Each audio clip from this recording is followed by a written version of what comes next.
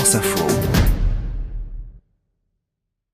La vente de la résidence principale va-t-elle être taxée? C'est la question qu'on pose ce matin dans C'est ma maison. Dans le cadre du grand débat, en effet, le chef de l'État, Emmanuel Macron, n'a pas exclu la taxation de la vente de la résidence principale, qui est aujourd'hui exonérée d'impôts sur la plus-value. Bonjour Charlie Caillou. Bonjour Mathéo. Conseiller juridique pour le site immobilier PAP.fr.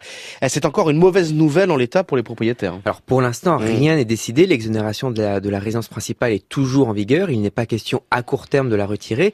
Emmanuel Macron a seulement répondu favorablement à la proposition qui lui a été faite lors d'un débat à Bourg-de-Péage.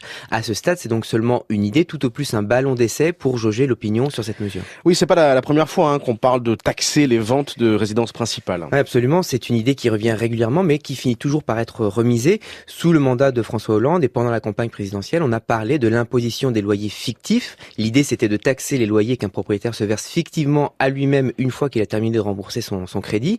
Alors, il y a eu une levée de bouclier, puis la mesure a été mise au placard. Nicolas Sarkozy, lorsqu'il était aux affaires, avait lui aussi laissé entendre une taxation de la plus-value sur la résidence principale avant de l'abandonner face aux critiques. Alors pourquoi autant de réactions ? Eh bien d'abord parce que 6 ménages sur 10 sont propriétaires de leur résidence principale et sont donc potentiellement concernés. Ensuite, l'exonération de la résidence principale est perçue comme un coup de pouce à ceux qui revendent pour acheter une habitation plus grande, souvent parce que la famille s'agrandit ou parce qu'on déménage pour des raisons professionnelles.